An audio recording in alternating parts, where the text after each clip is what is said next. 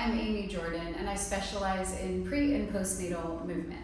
If you are wondering if you have an abdominal separation, I'm going to teach you today how to not only do a self-check and find out if that is true, but also what to do to help your body heal and come back together if you have found one. So the first thing we're going to do is lay all the way down onto the floor on our back. And you can keep your knees bent. Once you're here, we're going to find the base of where our ribs come together. This is called your xiphoid process, and you're also going to find your belly button. We're going to go a few inches down from the belly button, and this area here is where we're going to check for the separation.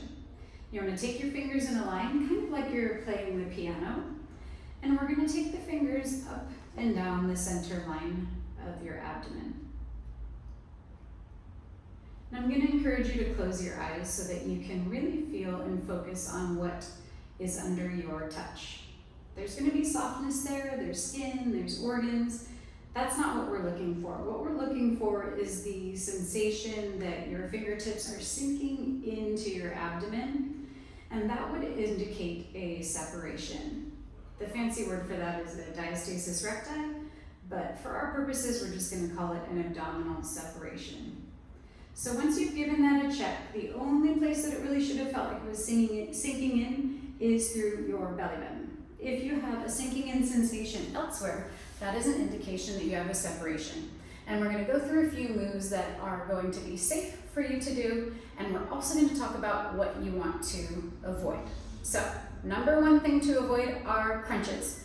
I hear it over and over and over again that clients come in and they say, I've been doing tons of crunches and my abdominal separation is not healing. That's true, of course, it absolutely won't. So we're going to go through some things that we want to avoid first. So crunches, number one, I'm not even going to demonstrate it because I don't like them in general. Secondly, we want to avoid things that are deep abdominal flexion, meaning a deep curl. So something you might be familiar with is either a boat pose or a yoga pose. This is a big ask on your abdomen. You're holding the weight of your long, strong legs. You don't want to do that when you have an abdominal separation.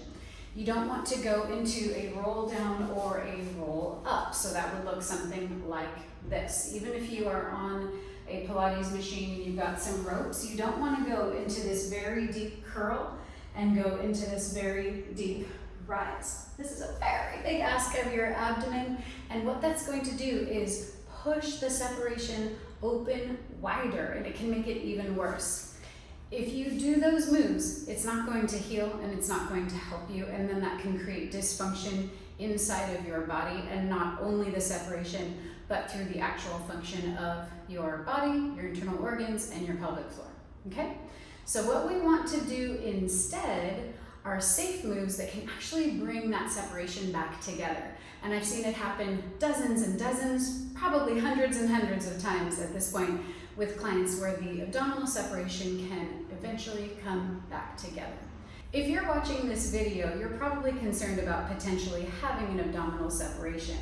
And I want to make sure you understand that it's not only for new moms. Your kids can be 6, your kids can be 12.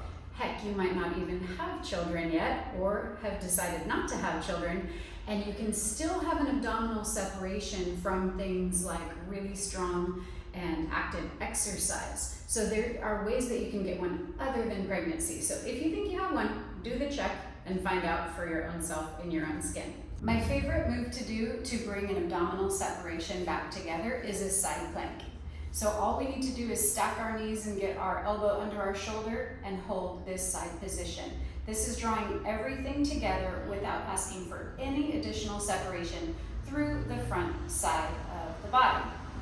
If you want to take it up a notch and make it more challenging and also more effective, you can grab a WundaBar resistance ring, and what this does is it has that perfect little curve so that it holds between the inner thighs, and this is going to help you bring together an abdominal separation but also tone inner thighs and connect to a functional pelvic floor. The second move that I really like to do for coming back from an abdominal separation are planks. Now, if your body feels like it's not ready to go into a full plank, that's fine. You can also start on your hands and your knees. So it doesn't have to be all the way down. It can be like this, or it can be up into a full plank with your knees off the ground. But either way is going to give you a really nice connection through the deep abdominals, and again, without any flexion. So this is drawing everything together close to the spine, and you can think about your pubic bone coming up towards your low back, and your navel coming up and in between your shoulder blades. Lastly, I really like the idea of a very shallow curl on your back. So what you can do is lay all the way down on your mat, hands interlace underneath the base of your skull, and you can see that we're not going to do any flexion through the area of our abdomen that we checked. We're going to have our hands interlaced like this, like we're making a basket, and we're going to hold the weight of our head in our hands. Your elbows should be visible from the corners of your eyes. And on an inhale, we are going to just hover the head off of the mat, maybe get the shoulder blades peeling up a little bit. But you'll notice that the abdomen didn't change. If you see this separation start to protrude, that's going to be too far and maybe not a move that feels great in your body yet. Or you can try it with an exhale to lift, and that will draw things closer together. But notice I'm not doing a great big range of movement. It's very small, and it's helping to draw things together and connect the weight of our head into the core lifting rather than straining our neck. So those are 3 great moves you can do to help bring your abdominal separation together, and 3 things to avoid if you don't want it to get any worse.